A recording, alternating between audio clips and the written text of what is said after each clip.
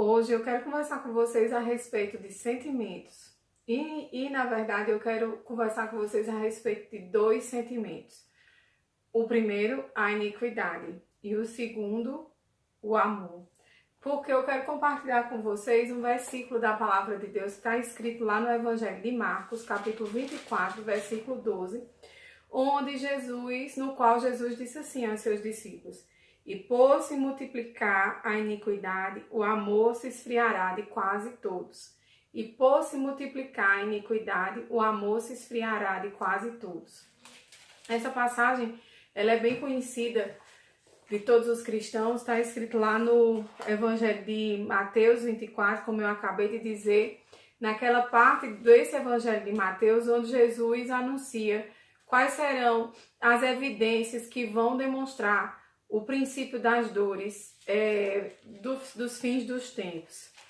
E esse versículo ele é muito conhecido principalmente porque antes do capítulo 24, nós temos o capítulo 23, onde no qual Jesus confronta os fariseus e diz: ai de vocês escribas, ai de vocês fariseus, que são como sepulcros caiados. E aí Jesus sai derrubando toda aquela aparência dos fariseus, né? Criticando, uma crítica bem dura, uma crítica bem forte a respeito de toda aquela aparência dos fariseus. E aí ele termina o capítulo 23 do Evangelho de Mateus lamentando sobre Jerusalém, dizendo lá, né? Jerusalém, Jerusalém, que matas os profetas e apedrejas os que foram enviados.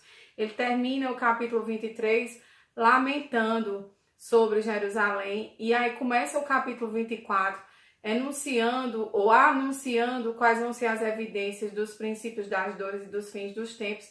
E lá no versículo 24, no versículo 12, ele diz justamente isso, que por causa da iniquidade o amor de quase todos se esfriará.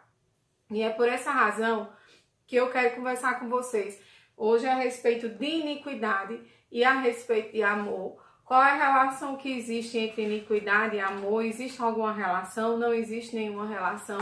E por que que esses dois sentimentos, eles tão contraditórios, né? Eu não diria nem contraditórios, mas tão contrários entre si, são tão importantes para nós cristãos? Por que que nós cristãos temos que entender esses dois sentimentos? E aí eu quero começar pela iniquidade. O que é a iniquidade? A iniquidade é a prática deliberada do mal, a prática deliberada do pecado, a prática deliberada da injustiça.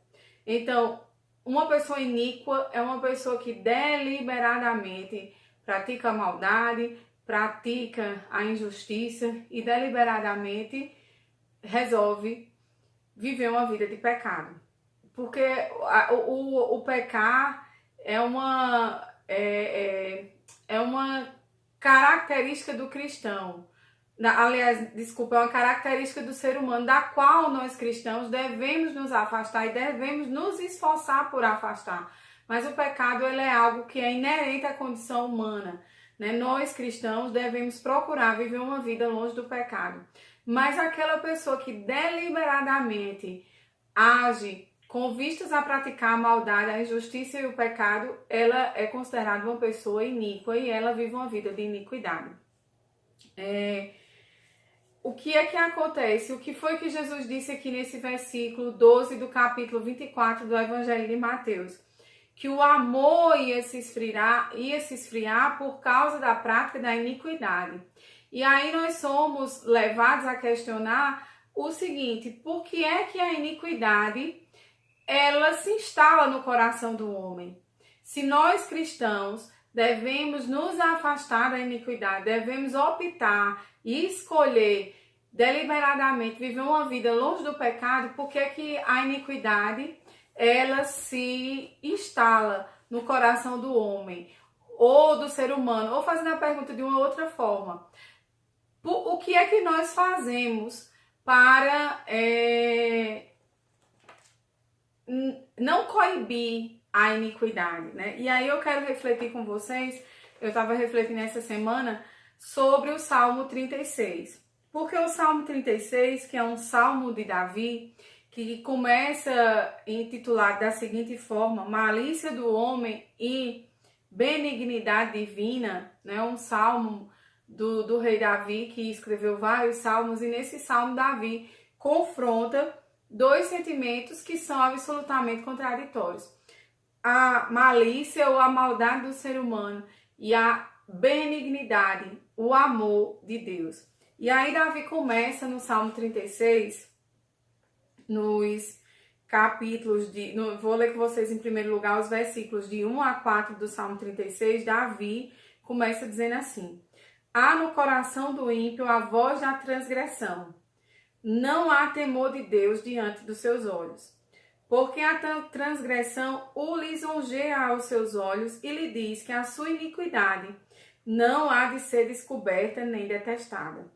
As palavras de sua boca são malícia e dolo. Abjurou o discernimento e a prática do bem. No seu leito maquina a perversidade. Detém-se em caminho que não é bom, não se desapega do mal. Aqui Davi relata a essência ou algumas práticas, né, que denotam a vida de alguém que não se afastou da iniquidade, ou denotam a vida de alguém que opta por praticar a iniquidade. No Salmo 36, versículos de 1 a 4. Primeiro, se você observar o versículo 1 do Salmo 36, você vai ver que Davi deixa claro que a iniquidade, ela é um desejo, o desejo de pecado, ele nasce, ele habita no coração do homem. Depois, Davi diz que uma prática que promove a iniquidade é justamente a ausência do temor a Deus. Aquela pessoa que não tem o temor a Deus no seu coração. E nós já falamos em outros vídeos aqui que o temor a Deus é o princípio da sabedoria.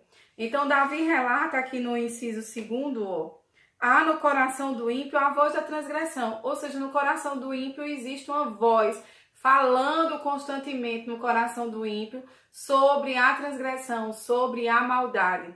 No versículo 2, aliás, ainda no versículo 1, segunda parte, Davi diz assim: não há temor de Deus diante dos seus olhos. Quer dizer, os olhos do homem iníquo, ele não tem temor a Deus. Ou seja, o homem iníquo, ele não tem temor a Deus. Essa é a primeira evidência de uma pessoa que não quer se afastar da maldade, que não quer se afastar da injustiça, que não quer se afastar da prática deliberada do pecado. Ela rechaça todo e qualquer temor a Deus. Temor que não se confunde com ter medo. Temor significa reverência pela palavra, respeito pela palavra do Senhor. Aí Davi continua dizendo que esse homem iníquo, ele é um homem que, além de não ter temor a Deus, ele é uma pessoa que se exalta constantemente, e isso o impede, essa exaltação constante que ele faz de si próprio, o impede de inclusive perceber que ele está cometendo a maldade, né? E Davi diz assim no versículo 2: porque a transgressão o lisonjeia aos seus olhos, ou seja, a exaltação, né? Ele se exalta tanto que ele é incapaz, diz a palavra, e lhe diz que a sua iniquidade não há de ser descoberta nem detestada. Ou seja, essa pessoa iníqua é uma pessoa que se exalta tanto, que acha, que tem o entendimento de que a sua iniquidade não vai ser descoberta e nem tampouco detestada. E, amados, eu entendo que o que Davi quer dizer aqui é que esse homem iníquo, ele é uma pessoa que se exalta tanto que ele acha até normal praticar a maldade, praticar a injustiça e viver deliberadamente uma vida de pecado. E nós temos vivido realmente esse tempo em que a maldade, diante de tantas situações e circunstâncias, diante de tantas situações sociais e circunstâncias que nós temos visto na sociedade atual, a iniquidade, ela chega inclusive em determinados momentos a ser encarada como normalidade. A iniquidade chega inclusive a ser entendida como algo corriqueiro, cotidiano, que faz parte da vida e contra a qual nós não podemos nos dispor, o que não é verdade. Porque nós cristãos temos que constantemente nos indispor contra a iniquidade e procurar através do temor a Deus, levar uma vida reta e que agrada ao Senhor. O versículo 3 diz assim: as palavras de sua boca são malícia e dolo. Ou seja, as palavras da boca do homem iníquo, elas são distorcidas. O homem iníquo profere palavras distorcidas. Diz a palavra do Senhor ainda no versículo 3, que o homem iníquo, ele abjura o discernimento, significa dizer, ele esquece o bom senso e a prudência. O homem iníquo é uma pessoa que não age com bom senso, nem tampouco com prudência, e se afasta da prática do bem. Ou seja, ele se afasta da prática do bem porque ele escolhe deliberadamente viver a prática do mal. Então, essas práticas, resumindo, o constante desejo de pecado que se instala no coração do homem, a falta de temor a Deus, a exaltação que faz com que o homem iníquo não consiga ver a sua própria perversidade, ou que a sua própria perversidade está tomando espaço na sua vida, as palavras distorcidas, que fazem com que ele deixe, inclusive, de agir com prudência e bom senso, e se afaste do bem. Tudo isso são atitudes de uma pessoa que deliberadamente resolve viver uma vida de pecado, uma vida de prática da maldade, uma vida de prática da injustiça. O que é que a palavra diz? Que por causa da iniquidade, o amor de quase todos se esfriará. E aí eu quero refletir com vocês a respeito do amor.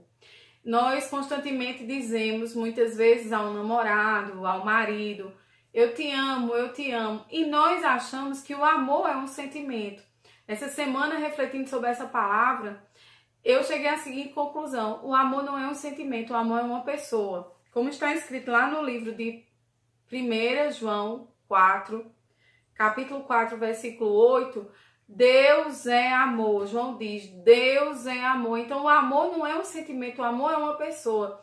E isso está muito evidenciado na palavra de Deus, quando nós observamos que Deus mandou ao mundo aquele que desde o princípio estava com ele, o seu Filho único e muito amado, para morrer na cruz do Calvário, para que a nossa dívida de pecado ela fosse paga e nós fôssemos resgatados da escravidão na qual nós vivíamos. Então, o amor é Deus. Eu me pergunto e pergunto a você. Você seria capaz de entregar o seu filho, se você tiver filho, e se você não tiver uma pessoa que você ame muito, para resgatar a vida daquele seu melhor amigo? Eu tenho certeza que não, né? Mas Deus fez isso por mim e por você. Ele entregou aquela pessoa que ele mais amava para nos resgatar do nosso pecado e nos dar a liberdade que nós só podemos desfrutar em Cristo Jesus. Então, o amor, ele não é um sentimento, ele é uma pessoa. O amor é uma atitude. O amor é uma atitude e essa atitude se chama Jesus Cristo.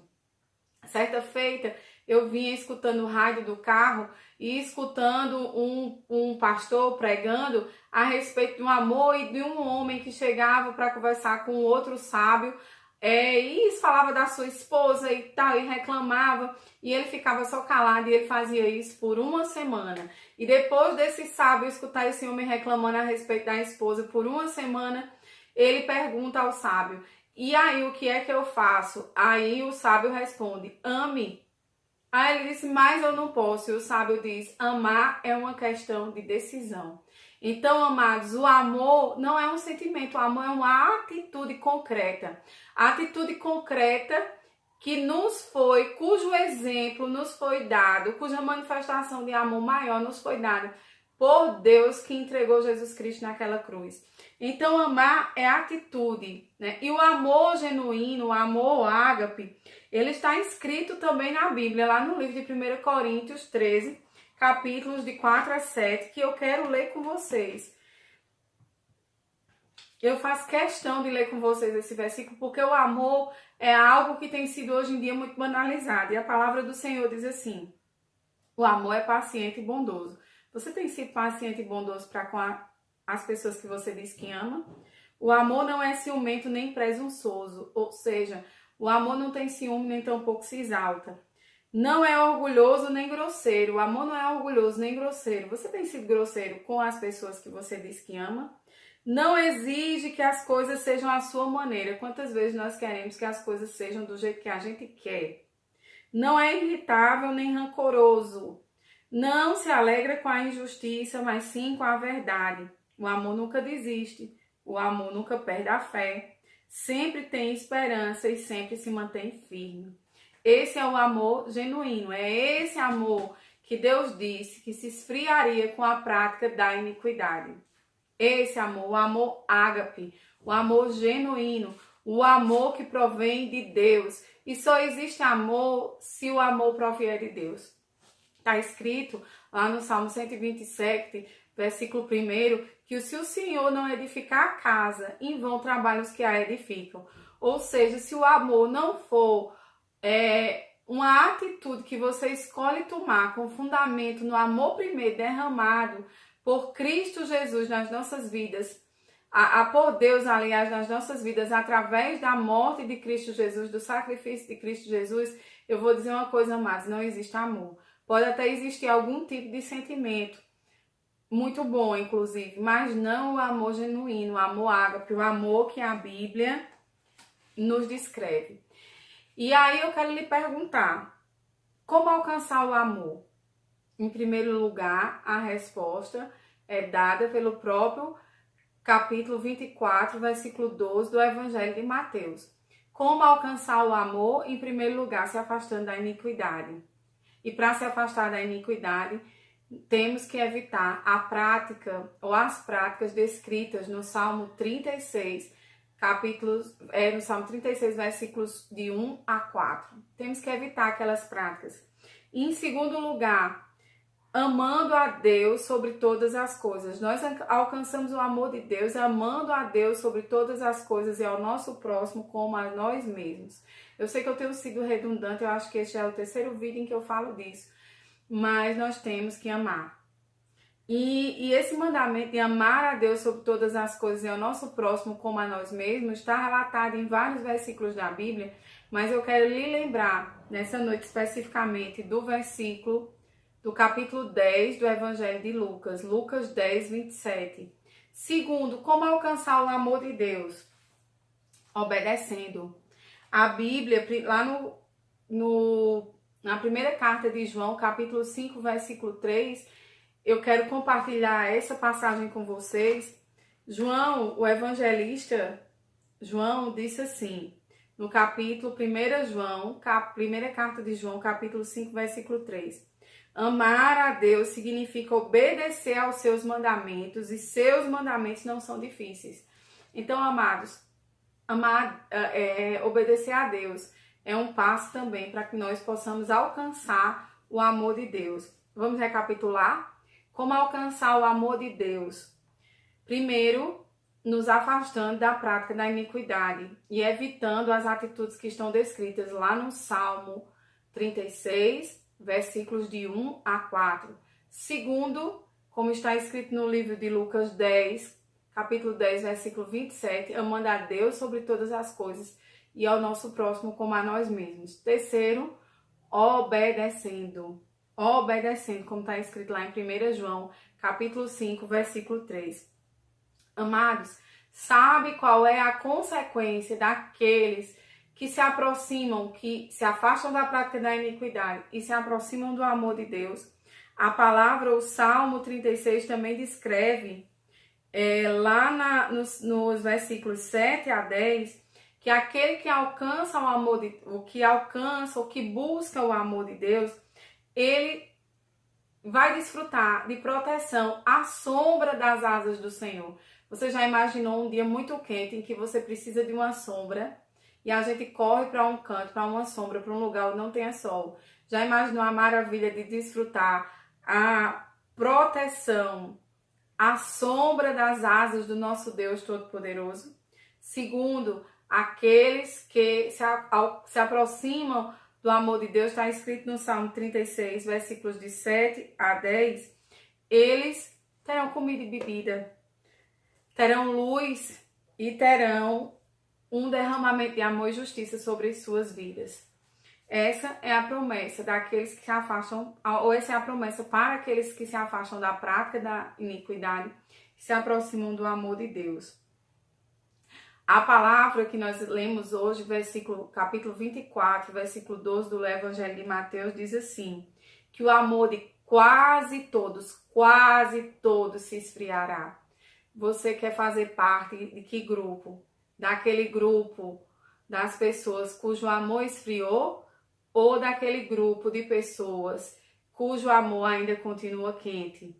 Você quer fazer parte do grupo de pessoas que o amor esfriou ou daqueles que não estão nesse grupo de quase todos a que a Bíblia faz menção? Eu quero ficar no grupo daqueles que o amor ainda está quente. E você? E aí vem a questão. O que fazer? O que nós cristãos devemos fazer para esse amor não esfriar e para o amor continuar quente? O amor de Deus, eu estou me referindo ao amor de Deus continuar quente em nossos corações. Primeiro, já disse, amar a Deus sobre todas as coisas e ao nosso próximo como a nós mesmos. Segundo, obedecer a Deus. Terceiro, ter temor, ou seja, reverência a Deus e a sua palavra. Quarto, evitar as práticas enumeradas no Salmo 36, versículos de 1 a 4. Vamos permanecer com o nosso coração cheio do amor de Deus, um amor bem quentinho. É isso que eu espero que você tenha durante essa semana e que você reflita nessa palavra, Mateus 24, versículo 12 e Salmo 36. Uma semana abençoada para vocês, cheia do amor de Deus e longe da iniquidade. Beijo grande no coração, fiquem todos com Deus, amo vocês em Cristo Jesus. Beijo.